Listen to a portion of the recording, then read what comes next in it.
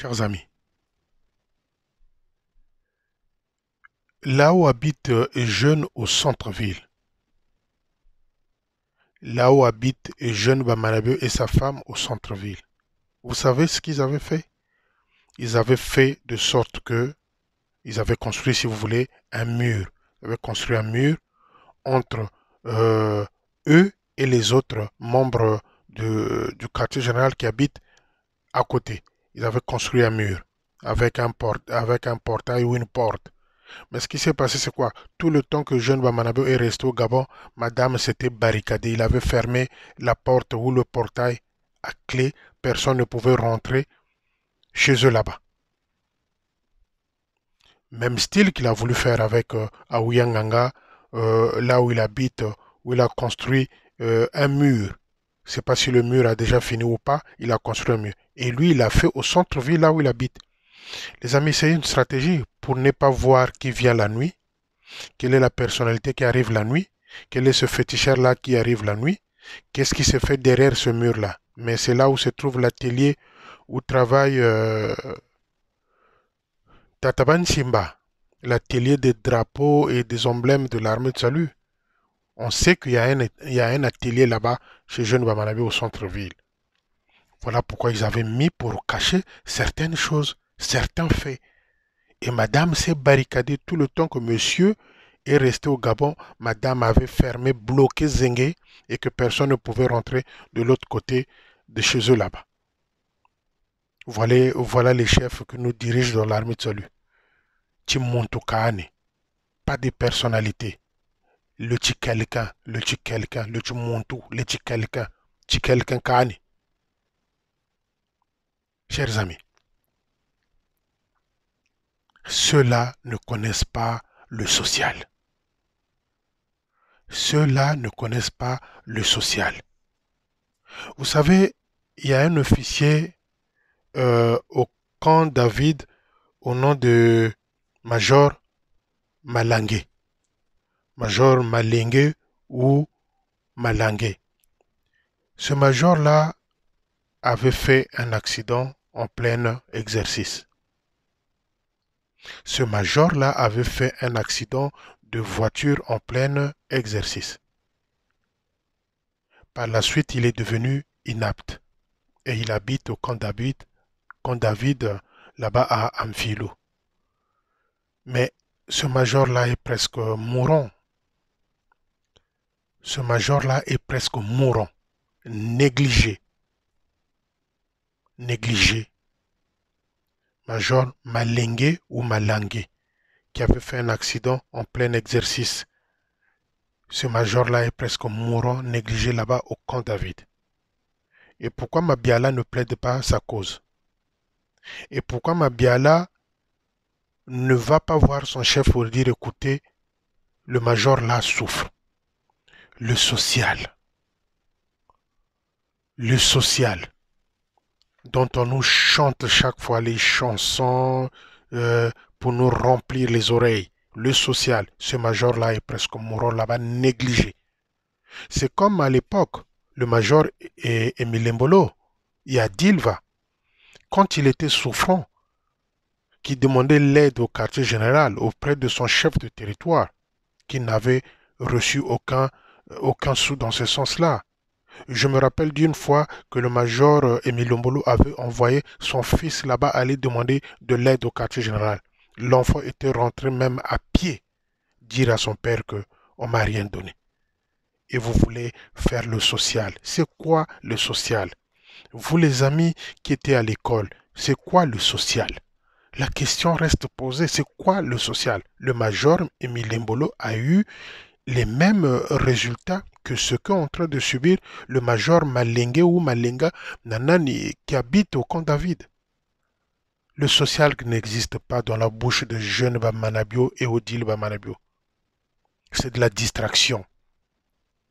C'est de la distraction. Voilà pourquoi hier je vous ai dit que la major Bimokono est là, à côté. Centre-ville jusqu'au plateau de 15 ans, le taxi c'est combien? C'est 1000 francs. Ils ont des véhicules de service. À part l'orgueil, à part la délégation autour d'eux, à part ceux qui portent les sacs, les tatatadi, à part ceux qui viennent, il ne reste qui viennent essuyer les chaussures de jeunes Bamalabio. La délégation dans le cortège de jeunes Bamalabio. Le social est où? Je vous ai donné un exemple. Le major Malengue. Major Malengue qui est au camp David, devenu inapte parce qu'il avait eu un accident en plein service. En plein service, devenu inapte, négligé, oublié là-bas au camp David. Et Odile vient nous faire la leçon de morale avec son mari. Vous allez faire la leçon de morale à qui? À qui allez-vous faire la leçon de morale si vous-même vous ne maîtrisez pas le thème social? Vous ne connaissez pas, vous ne savez pas ce que ça veut dire le social. Vous allez faire la morale à qui? À qui allez-vous faire la leçon de morale? En tout cas pas à Félicien. Pas à Félicien. Donc les amis, voyez-vous les hommes qui sont devant nous, ce que vous vous appelez les leaders. Ce ne sont pas des leaders, c'est des aventuriers. C'est des aventuriers. Et le clan et eux, c'est tous des aventuriers. Mais là, le temps va arriver bientôt. Le temps va arriver bientôt. Chers amis, nous sommes en train d'avancer tellement qu'il y a des choses qu'il faut euh, les, les séparer.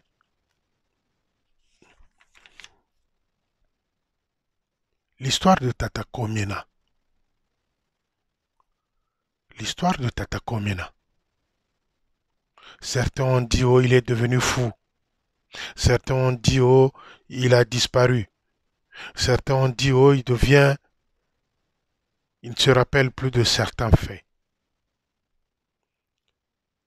Le major Komena, devenu capitaine, ce major Komena est l'oncle paternel de jeune Bamanabio.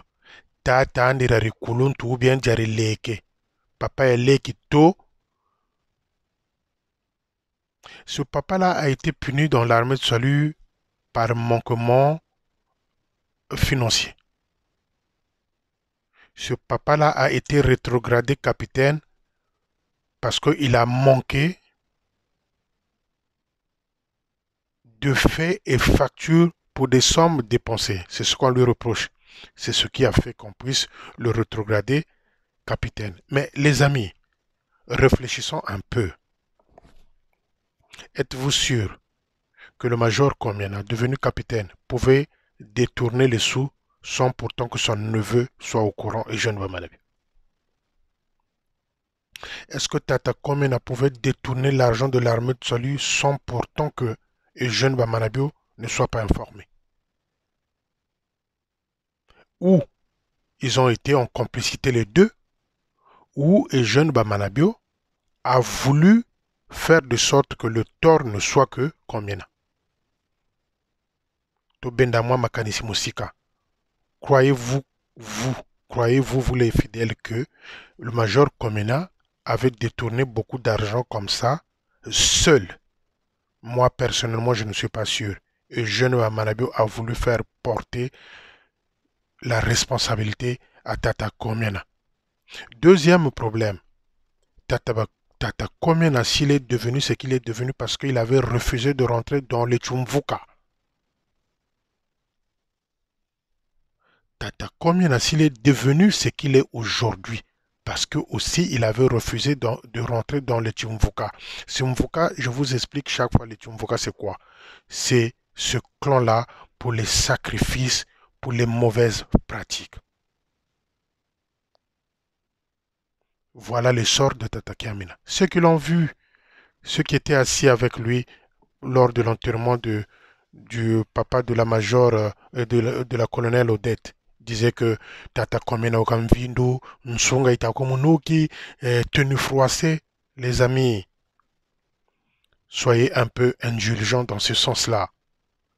Le grand responsable de ce qui s'est passé concernant Tata Komiena, c'est son neveu Eugène Bamanave qui avait détourné l'argent en faisant croire aux gens que c'était Tata Komiena. Si Tata Komiena avait détourné les sous, il était en complicité avec jeune Bamanabio. Donc lui, il a voulu faire porter la responsabilité à son papa, à son oncle paternel, pour faire croire aux gens qu'il avait détourné les sous. Mais les amis, le major Komena ne pouvait pas détourner les sous seul, sans pourtant que aux jeunes, Wazola Ndimbo, Wazola Mbongo, soient au courant. Deuxième chose, c'est qu'il avait refusé de rentrer dans le Timvuka, la sorcellerie. Kundu. Voilà les faits. Et vous, les aveugles, vous continuez à applaudir. Ah, chef de territoire. Ah, Mama Odile. Bossale la bango banzembo. Puis c'est devenu vos dieux. Bossale la bango banzembo, boko tsana quantique. Donc l'histoire de Tata Komiena, c'est celui-là. Je vous ai parlé hier ou avant-hier de Major Kakutu. Les amis, à suivre.